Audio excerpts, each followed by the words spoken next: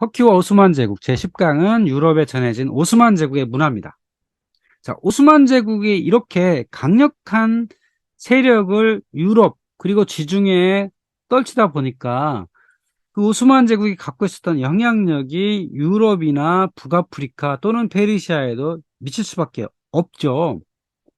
또 오스만 제국이 차지했던 그 지중해 해상 교통로가 여전히 유효했다는 거죠.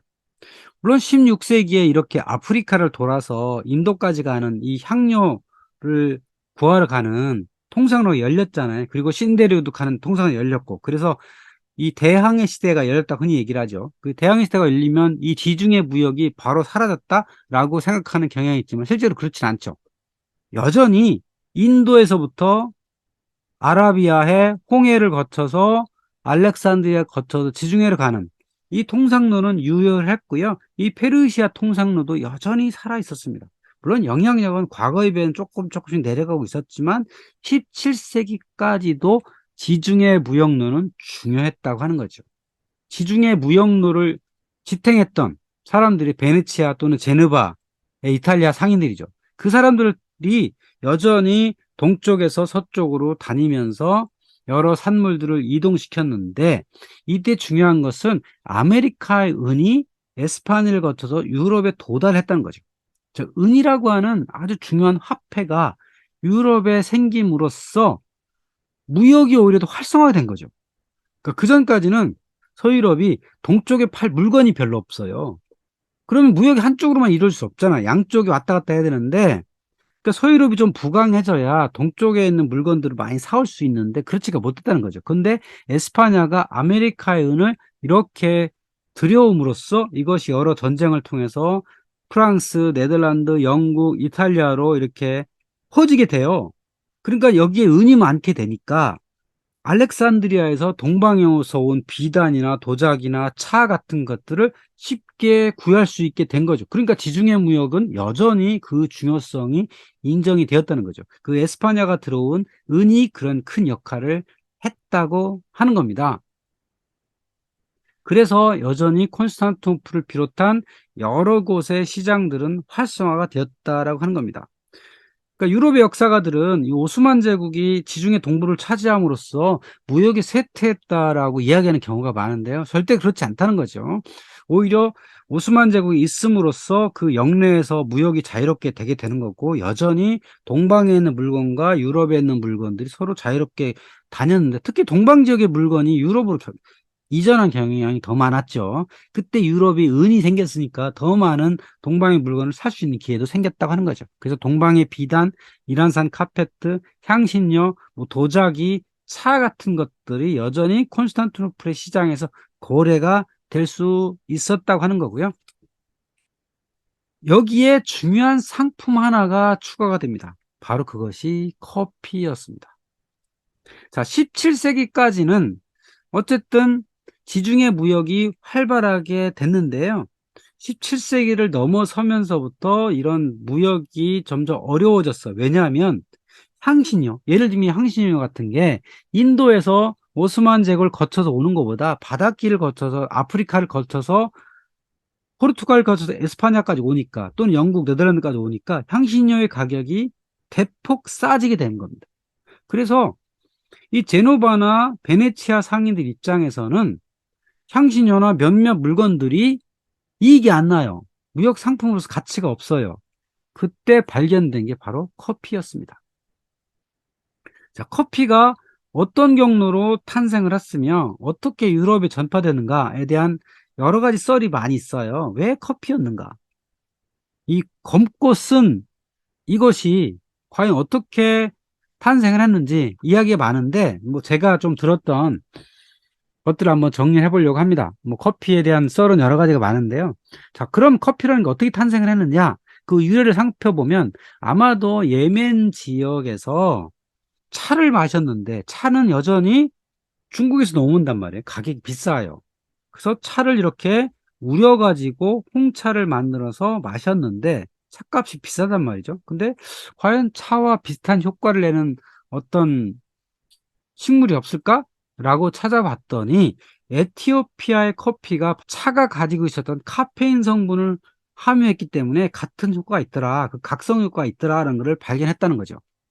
그래가지고 에티오피아의 이 커피 열매에서 이거를 따가지고 뭔가 가공을 하면은 카페인이 있기 때문에 이것이 차의 대용품이 될 수 있을 것이다 라고 여기 예멘의 상인들이 그걸 발견을 했다는 거죠. 그래서 차처럼 뭔가의 가공이 되게 되는 거죠. 찻잎을 고르고 덕는 작업 대신에 커피를 볶는 과정을 거치는 방식을 이렇게 찾아내게 됐다는 거죠. 그래서 에티오피아에서는 이렇게 로스팅을 한 다음에 이게 작은 절구에다 넣고 빻아요. 곱게 가루를 내요. 그리고 황동 주전자에다가 가루하고 물을 섞어서 끓이죠. 이렇게 화로에다 넣고 끓입니다.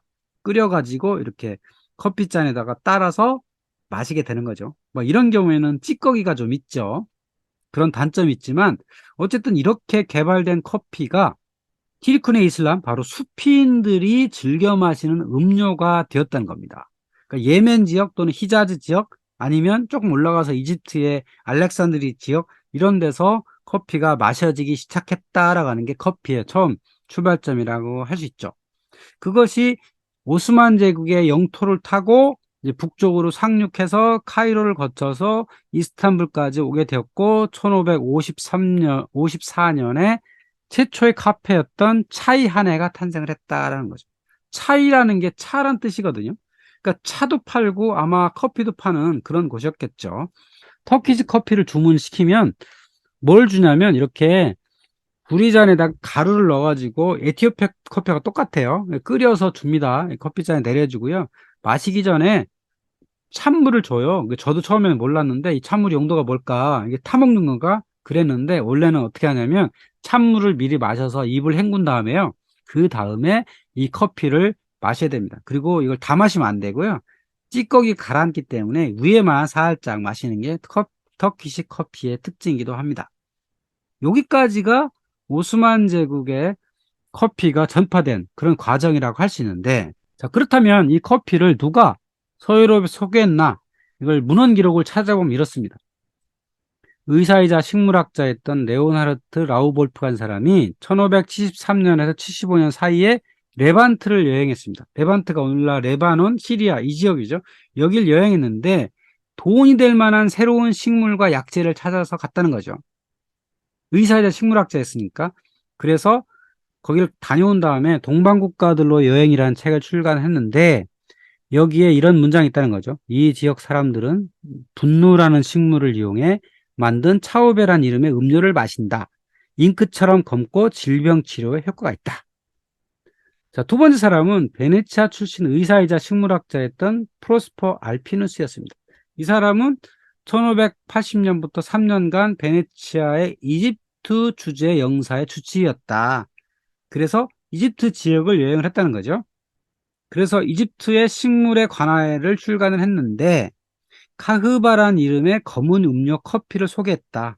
커피가 소화기능 개선에 효과가 있다라고 하는 거죠. 그러니까 커피는 사실은 되게 검고 쓰잖아요. 그러니까 마시는 음료가 아니거든요. 그러니까 차는 그래도 그렇게 쓰진 않단 말이에요. 약간 쓰니까 여기서 설탕을 넣어서 마시는데, 커피는 차보다 훨씬 더 쓰죠. 쓰고 검고. 그러니까 와인처럼 달콤하지도 않고 음료가 아닌 약재로 인식이 되었다는 거죠. 또 두 명이 더 있어요. 베네치아 출신 의사이자 식물학자였던 모노리오 벨리라는 사람이 이집트 여행 중 프랑스 친구에게 편지를 보냈습니다. 자, 이 지역 사람들은 카브라는 음식을 마신다. 카브에서 커피라는 물론 변환 같은데, 카브라는 음료를 마신다. 또 로마 출신 여행가 피에로 델라 발레는 이집트와 레반트 지역을 여행했는데요. 메카 근처에서 나는 열매로 만든 검은 음료 카흐베를 마신다. 소화불량에 효과가 있지만 수면을 방해한다. 그러니까 서유럽인들이 이 레반트 지역 가서 커피를 봤는데, 이 커피는 차 같은 음료가 아닌 소화불량에 효과가 있고 검고 쓴 약재 같은 걸로 인식이 됐다는 거죠. 그리고 이 사람들의 특징은 본인들은 소개를 해요.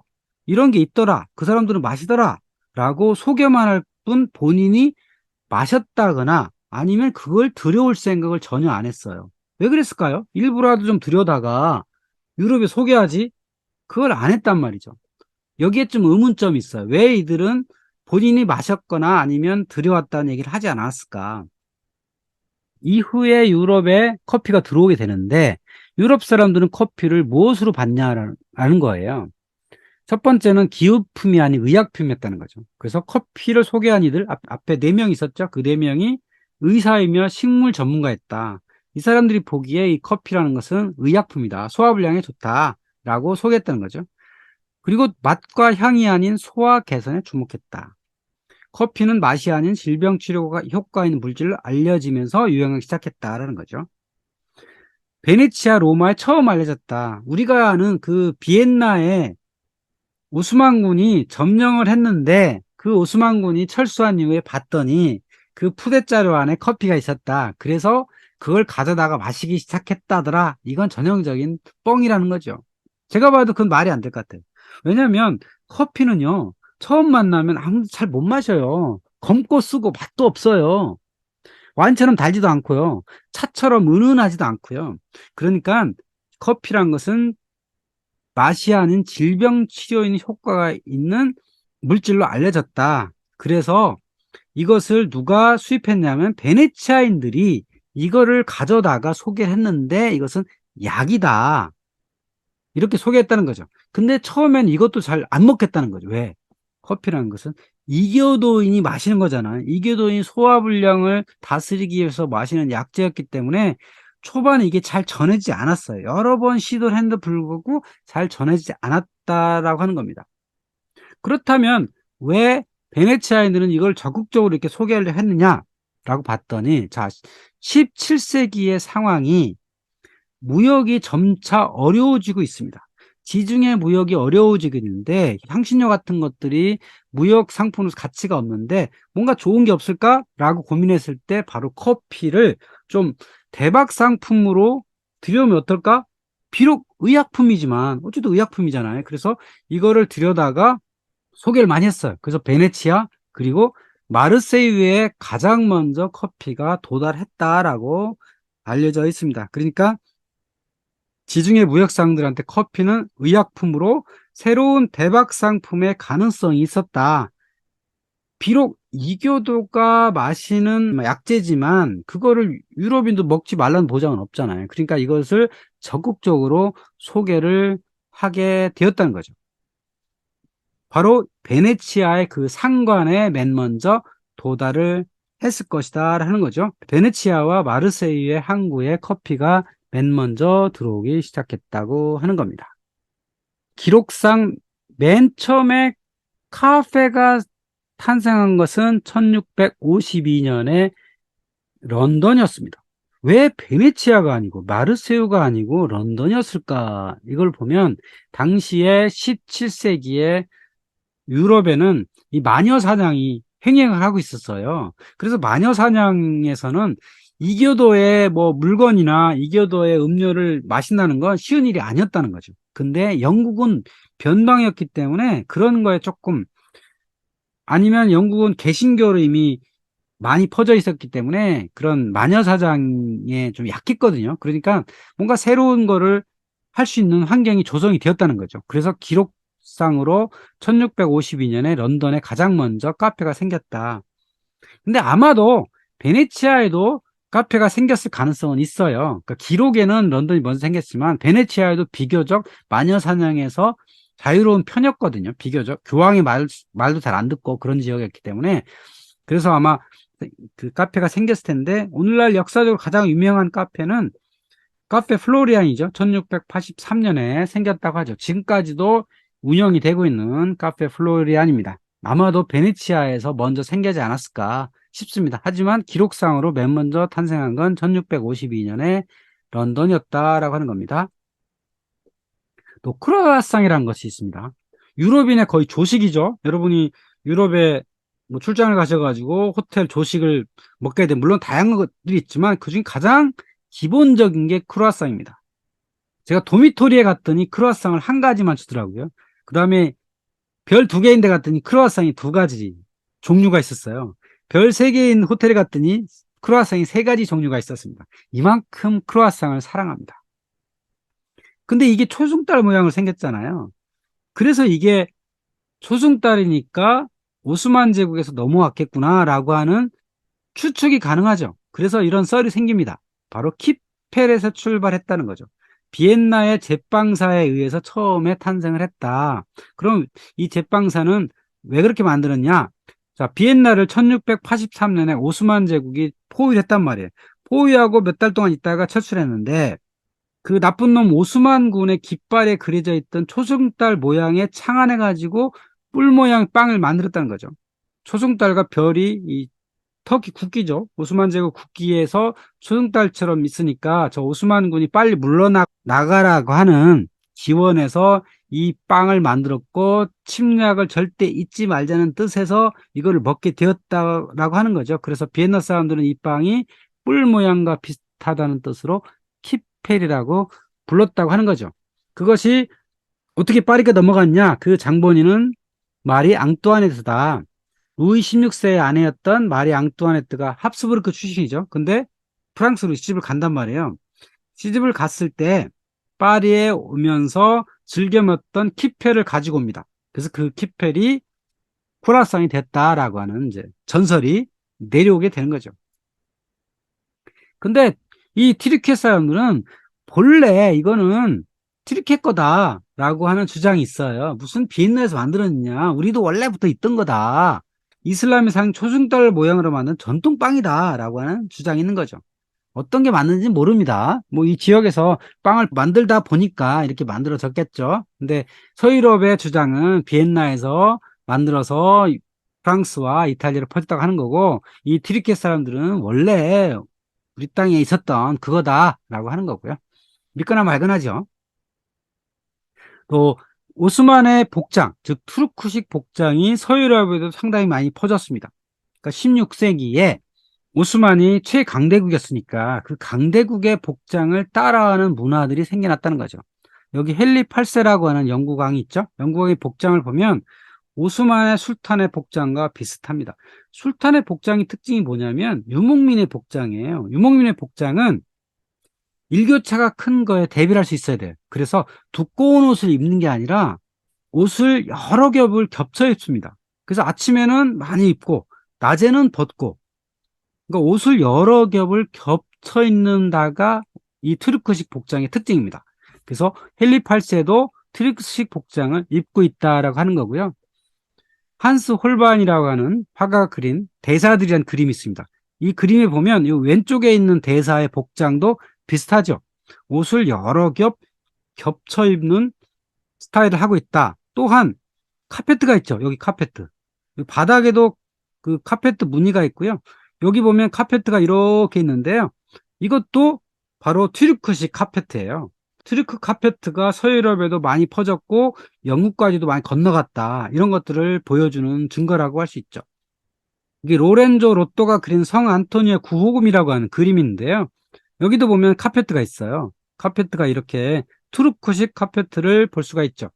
서유럽의 궁정이나 귀족들은 오스만 제국에서 쓰고 있는 카페트를 많이 수입해서 깔개로 썼던 게 대유행했다라고 할 수 있겠죠. 항상 문화는 선진국에서 후진국으로 넘어가게 되는 거니까 16세기의 최선진국은 오스만 제국이었기 때문에 오스만 제국의 의상이나 카페트 같은 것들이 자연스럽게 서유럽에 유행하는 건 뭐 지극히 자연스러운 일이라고 할 수 있겠죠. 여기 그림 또 하나 있는데요. 베로네스가 그린 동방박사의 경배가 있는데요. 이 동방박사는 동방에서 온 남자의 머리 모양도 튀르키식이죠. 여기도 보면 오스만의 영향을 받았다라고 할 수 있겠죠. 궁정의 여성들도 오스만식의 옷을 따라서 입는 경향이 상당히 많이 있었다. 이렇게 볼 수가 있겠습니다.